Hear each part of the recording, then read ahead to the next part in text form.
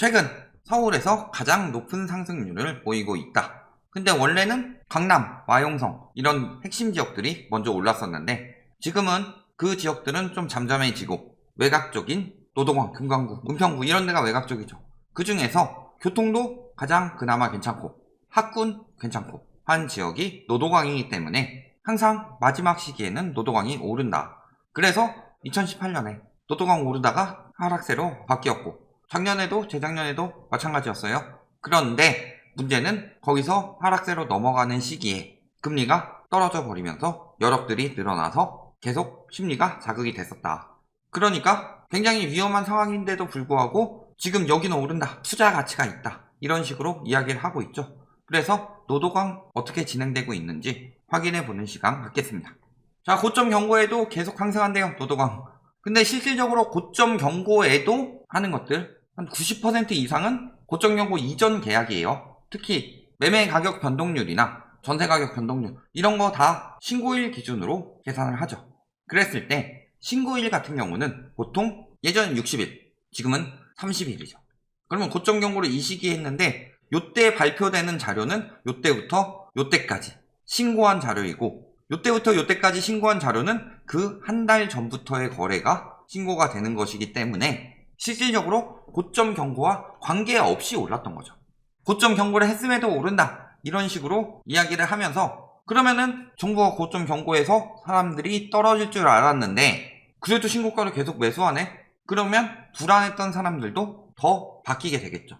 고민하던 사람들이 고점 경고했으니까 불안해서 내놓겠지 하는 사람들도 저런 기사를 보고서 매수할 수도 있더라.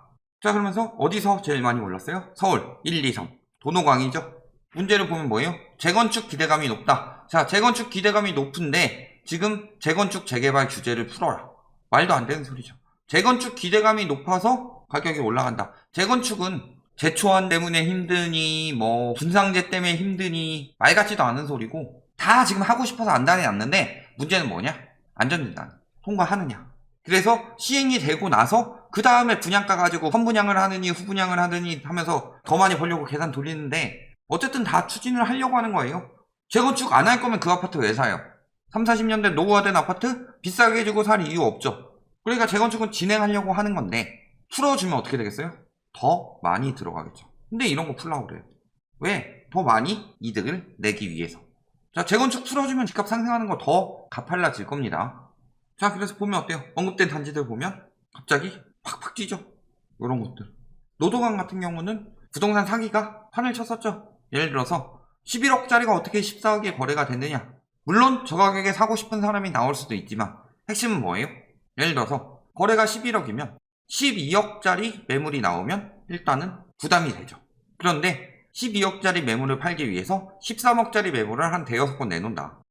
그러면 12억이 실거래는 11억이더라도 여기는 계속 오르는구나, 12억이 싸구나, 이렇게 보일 수가 있는 거죠. 14억에 팔고 싶어요. 15억짜리 한 대여섯 번 내는다. 14억이 이게 급매물이구나, 이거라도 잡아야 되겠다, 이런 생각들이 들죠. 그런 짓거리를 많이 했다, 집주인들이랑 짜고. 그러면서 노도강이 지금 많이 오르고 있는 형국이다, 이렇게 된 거죠.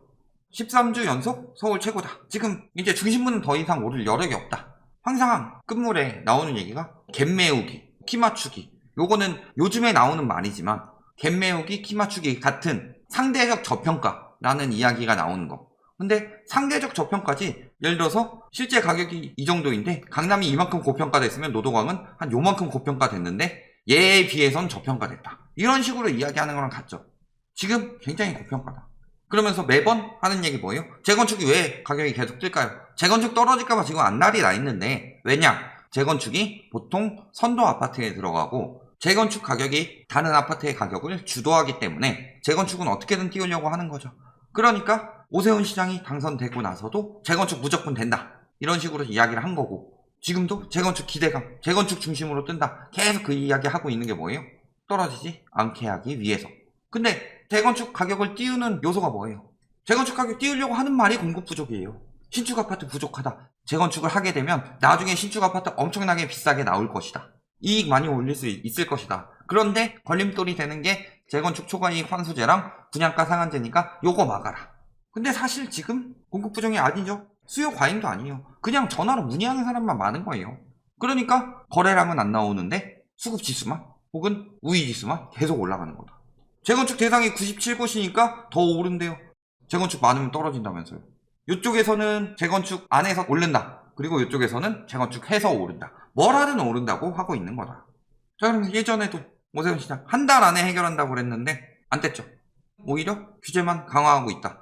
그럼에도 불구하고 재건축은 계속 풀릴 거야. 풀린다고 했어. 2년 의무 실거주 규제 백지화 됐다. 요것 때문에 뭐 전세가 조금 떨어졌다 하는데 전세가 안 떨어졌죠. 전세 매물이 그쪽에서 좀 더 나올 뿐이고, 그럼 거기에 들어가기로 예정된 사람들이 안 들어가니까 그쪽 매물이 줄어드는 거죠. 전혀 관련 없이 오히려 투기 수요만 늘리는 효과를 발휘했다. 그러니까 이걸 아예 말도 안 했으면 말까. 말을 해놓고 안 하니까 심리만 자극된 거죠. 그런데 실질적으로 뭐예요? 안전진단 완화? 없죠. 장관도 그렇고 오세훈 시장 완화한다고 그랬는데 완화된 거 하나도 없죠. 그리고 안전진단 낙방되고 있는데도 언젠간 될 거야. 언젠가가 언젠데. 가지고 있으면 나가는 돈에 대해서는 생각을 안 한다니까요. 예를 들어서 재건축 12억짜리 재건축해가지고 한 16억 오른다고 해봅시다. 한 4억 오르는 거죠. 근데 여기 기간이 한 4년 걸렸어. 가지고 있는 동안 보유세도 문제 있을 테고. 이것도 안전진단 뭐 통과한 날이 한 10년 걸린다고 해봅시다. 보유세 올라가는 거 있을 테죠. 취득세나 이런 것도 있고 재초안 이런 거 내는 거 있고 대출해서 샀으면은 재건축 같은 경우는 갭투기도 대출해서 하죠. 왜냐면은 전세가율이 워낙 낮기 때문에. 그래서 대출 플러스 전세 플러스 자기돈 이렇게 해야 하는 거죠. 이거 두 개 합쳐도 깡통전세 안 나오니까 재건축 같은 경우는 그런 식으로 진행이 된다. 그럼 대출이 이잖아. 이런 것들 다 했을 때 이 기간을 기다리면서 돈에 대해서 기회비용도 있을 테고 그런 것까지 다 합리적으로 됐을 때 보통 재건축 투자가 가격이 올라가는 건데 지금 거래가 안 되고 있어요. 거래가 안 된다는 거는 더 올려줄 여력이 없다는 소리죠. 그렇다면 신축으로 비싸게 분양하면 누가 살 수 있느냐.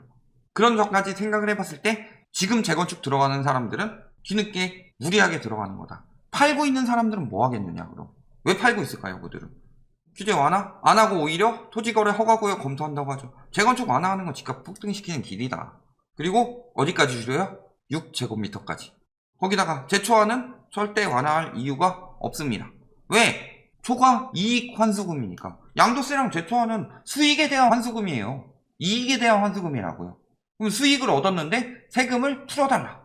그것도 이건 불로소득이죠. 근데 얼마나 풀어줘야 될까요? 근로소득보다 더 풀어줘야 될까요? 아니죠.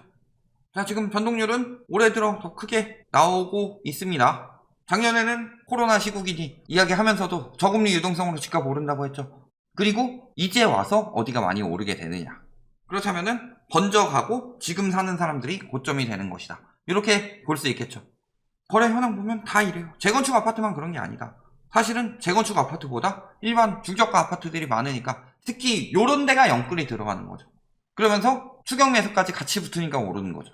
30대 강남 샀네요. 마용성 샀네요. 이게 영끌이 말이 돼요? 지금 가격에? 아니에요. 노도강 정도가 되니까 영끌이 되는 거고 지금도 뭐 영끌 패닉바잉 이야기하면서 속는 사람들도 있는 거다. 이런 데서. 전세 가격 어때요? 막 엄청 오르는 것처럼 보이지만 오르다가 떨어지고 있는 추세다. 도봉구 마찬가지죠. 재건축만 오르는 게 아니다. 중저가 아파트가 많이 오르고 있다. 사실은 이게 중저가 아파트가 아니죠. 이 정도 가격이면. 이 정도면은 중간 정도 아파트인데 중저가가 돼버렸어. 어느 순간. 근데 이거를 이 가격이라도 사야 돼 라고 유도를 하고 있는 거예요. 전세 마찬가지로 오르다 멈췄죠. 한국은은 오히려 다른 지역보다 먼저 변하고 있는 추세죠. 전세가 역시 오르다 멈추고 이런 거 같은 경우는 오히려 하향세로 바뀌고 있다. 외지인 매매 거래량. 자, 작년에 비해서 엄청 많이 줄었어요. 근데 계속 유도하니까 슬슬 늘어나고 있다. 근데 매매 거래량 자체는 어때요? 외지인은 늘었는데 매매는 줄어들고 있죠. 7월 아직 완성된 건 아니지만 약속인 6월에도 엄청나게 줄었다. 여기만 늘었죠. 그러니까 부축이니까 7월 거래량이 늘어나고 있는 거예요. 다른 지역에 비해서. 매물 어때요? 계속 노토강은 뜰 거야. 비싸게 팔려고 매물 거두는 것도 있고 여기 같은 경우는 아예 가격 올리려고 아닌 척한 허위 매물도 좀 있었죠. 못 살 것 같은 가격에다가. 전반적으로 어때요? 매물 부족이고 계속 오른다 하고 있는데 올해 초에 비하면 매물이 노원 같은 경우는 늘었고 도봉구만 조금 줄었다. 이 정도죠. 전세는 최근에 슬슬 다시 늘어나고 있는 추세고 패닉바잉 재확산. 패닉바잉이란 말을 왜 자꾸 쓰냐. 2030 패닉바잉 재확산 하고 있는데 실질적으로 거래량 보면 작년에 비해서 엄청나게 줄었죠. 근데 맨날 여기 마음을 급하게 만드는 거죠. 이제 너는 중저가 아파트 없다. 이게 마지막 기회다. 지금이라도 영끌해서 살아. 특히 6억 이하 같은 경우는 규제도 덜하기 때문에 6억 이하 사라. DSR 규제는 6억 이상부터 들어가니까. 이러고 있는 거죠. 매매가 안 됩니다. 대출 가능한 물건이 없다. 6억 초과액에는 DSR 40% 규제 적용된다고 그랬죠. 자, 방금 6억 이하 많이 거래된다고 그랬어요. 근데 아까 거래 보면 막 5억 이상, 6억 이하 막 이런 것들이 쭉쭉 올랐죠. 근데 내가 팔려고 되면 6억 이상이 되는 거고, 지금이야 내가 샀을 때는 괜찮은데 팔 때 되면 어떻게 돼요? 내년부터, 내후년부터 DSR 규제는 계속 강화가 되는 거죠. 이걸 생각해야 돼요. 내가 사놓고서 내가 팔 때 더 사줄 사람이 있느냐, 이 부분을 봐야 되는데 그런 게 없는 거죠. 그러니까 계속 오른다는 소리가 나오는 거다. 이제 대출이 거의 안 나온다는 건 무슨 소리예요? 수요가 엄청나게 줄어들고 있다는 거죠. 결론 뭐예요? 노도강이 1, 2, 3이 먹고 있다는 거. 서울 끝물이라는 얘기죠. 왜 그러면은 끝물대 외곽 지역으로 넘어가느냐? 중심지를 살 여력이 있는 사람들은 안 사죠. 누가 봐도 고점인데 이걸 왜 사? 여력이 있는 사람들은 대부분 돈을 많이 벌었던 사람이에요. 부동산 투기로. 그렇다면 무슨 소리예요? 부동산 투기로 돈 많이 번 사람들은 부동산 시장의 흐름을 어느 정도 알 수 있죠. 황금성이 떨어졌다는 걸 딱 눈치를 챘는데 적어도 한 1, 2년은 더 황금성이 있어야지 사는 건데, 그런 여력이 되는 사람들은 지금 거래량도 황금성 다 떨어졌는데 더 비싸게 사줄 사람이 없는데 누가 사냐. 그리고 여력이 없는 사람들은 못 사는 거죠. 그러니까 수요가 없다. 중심지를 못 사니까 심리만 있는 사람들이 어디로 밀려가는 거예요? 외곽 지역으로. 그래서 중심지가 침체되고 외곽 지역이 뜨면서 그 다음에 외곽 지역이 침체되면 뚝 떨어지는 건데, 중심지부터 떨어지기 시작하고, 그런 시기가 오려고 할 때마다 금리가 떨어졌으니까 문제인데 이제는 금리도 올린다고 하죠. 시중금리 이미 한참 올랐고.